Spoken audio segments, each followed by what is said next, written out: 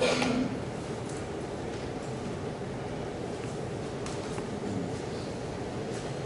is probably common knowledge that among Christians, Jesus had 12 apostles. But we know very little about them. We know Matthew was a tax collector, and of course, doubting Thomas and Judas Iscariot. But the big three, so to speak, were the brothers James and John and Simon Peter. Peter, James, and John were privileged to be present at the Transfiguration and at Gethsemane. In fact, Peter was the disciple who cut off the man's ear at Gethsemane. But Jesus called James and John the sons of thunder, so they must have also been a little volatile. Of the three, Peter was the natural leader, always first to speak out and the first to act. Sometimes Peter was right, and sometimes Peter was wrong. But one thing he was not was uncertain. James and John were not content to let Peter run off with the leadership prize. In our gospel lesson today, they got Jesus off to the side and they said, "Teacher, we want you to do for us whatever we ask of you." What a way to ask for something. Do for us whatever we ask of you. Children might ask like that. Would you do something for me? And parents know better, and grandparents know better than to say yes without first learning what they want. In fact, I have to admit that when I want my husband to do something for me, I say, "Honey, could you do something for me?" And he'll always say, "What is it, sweetheart?" And sometimes it's bringing a warm coat up to Hatfield, and sometimes it's fixing my computer. And there are a lot of different things that he does for me, but he never says no. He's a kind soul. Jesus asked, "What it is that you want me to do for you?" They responded, "Grant us to sit one at your right hand and one at your left in your glory." So the right hand and the left hand were the places where kings sat their favorites. The right hand and the left hand were positions of power. With the exception of our consistory and most of our committee meetings here, where people sit at the table even today for most companies is evident of their position of power. So that at the conference table, the chairperson or the president would be at the head of the table, and then the chief lieutenant and the vice president would sit at the right and the left. So you can usually tell how much power each person has by the way that they're seated around the table. So the closer you get to the chairperson, the more powerful they are. And by the time you get to the far end of the table, there isn't much power left at all. James and John asked Jesus, "Grant us to sit one at your right hand and one at your left hand in your glory." What about Peter, the other member of the big three? James and John were asking Jesus to push Peter into the background. They wanted to be the big two. James and John had obviously not been listening to Jesus. Jesus told the disciples that he was going to Jerusalem to suffer and to die. James and John just let that go in one ear and out the other. They thought that Jesus was going to Jerusalem to establish himself on David's throne, and they couldn't hear anything Jesus said to the contrary. It was a selfish request. And the other disciples, when they heard about it, were furious. All of them expected to be VIPs once Jesus got to be where he was going to. And they sometimes argued amongst themselves about which of them was the greatest. Now our kids know even better who's the greatest. They could teach James and John a thing or two, right? So the disciples are all jockeying for position, and they resented James and John's attempt to jump in at the front of the line. But Jesus didn't rebuke James and John, nor did he rebuke the other disciples. Instead, he used the opportunity to teach them something about his kingdom. His kingdom would be quite different from the one that these disciples expected. He reminded them that they had seen powerful people at work, such as kings and governors and other rulers. And he told them the ones that they thought of as great were instead really tyrants. They got where they were at the expense of other people, the little people, the defenseless people, the vulnerable people. Jesus told the disciples that they must not be like that. He said to them, "Whoever wishes to become greatest among you must be your servant. And whoever wishes to be first among you must be slave of all." And then he told them that he has set the example. He has been a servant. He tells them, "For the Son of Man came not to be served, but to serve, and to give his life a ransom for many." To be a servant was not what Jesus' disciples wanted. It's even something many Christians struggle with today. In many churches, now Heidelberg is exempt. We are definitely the exception.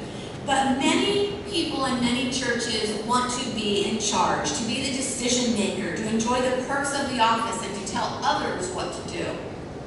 That's the way of the world. The world tells us, look out for number one, toot your horn, go for the gusto, right? Right, yeah. I know one person's listening. I have some examples. Several years ago, college president William Banowski interviewed the late Hugh Hefner, who we recognize as the founder of Playboy magazine. Hopefully Wesley and Jack don't know who that is. Hefner explained the Playboy philosophy.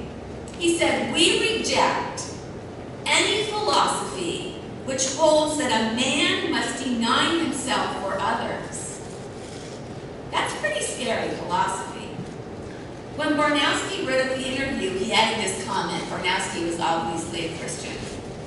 Quote, "Hugh Hefner tells us to get all we can. Jesus tells us to give all we can.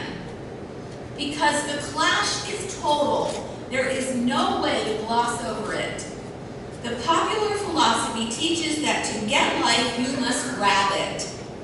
Jesus taught that to win, we must surrender." End quote.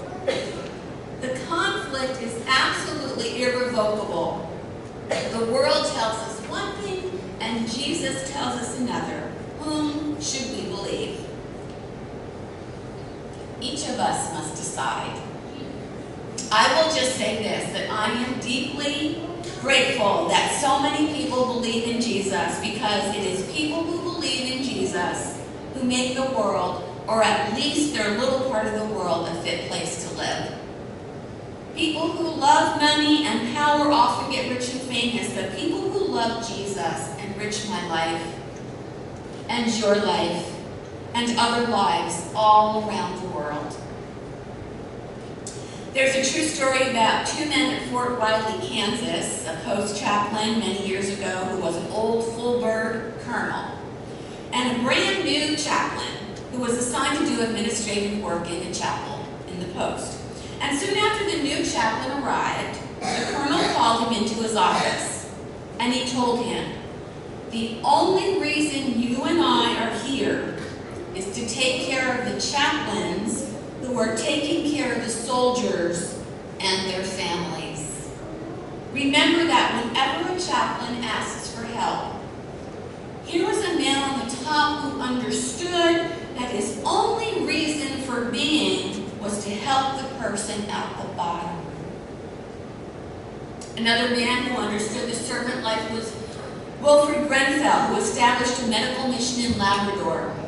in the early part of the 20th century. By the time he retired, 40 years later, he had established 6 hospitals, 4 hospital ships, 7 nursing stations, 2 orphanages, 2 large schools, 14 industrial centers, and a cooperative lumber mill. Grenfell summarized his philosophy in these words, quote, "The service we render for others is really the rent we pay for our room on this earth." End quote. I love that. Another example. Above the entrance to the sanctuary at St. Bede's Episcopal Church in Santa Fe, New Mexico, someone posted a sign above the door which simply said, "Servants Entrance." There was no other door into the sanctuary, no other way to get in or get out. If you wanted to attend worship at St. Bede's Episcopal Church, you had to enter through the servants' entrance. How beautiful. Nobody could have said it better. So, there was an American journalist in China watching a nun cleaning gangrene sores. Take this into account because you're a journalist, Ashley. He said to the nun, "I wouldn't do that for $1 million. She smiled and said, "Neither would I." Through the centuries, people who have loved Christ have also loved and served their neighbors. They have blessed us, and God has blessed them in return. In the Beatitudes, Jesus says that such people are blessed, and indeed they are. James Barrie, the playwright who created Peter Pan, put it this way. He said, quote, "Those who bring sunshine to the lives of others cannot keep it from themselves." End quote. Jesus calls us to be servants, to serve the needs of others, to put others first. He promises that if we will do that, He will put us first. He will make us great. He promises that when we bring sunshine to the lives of others, He will cause it to shine on us as well. It is a promise that He has kept 1,000,000 times over.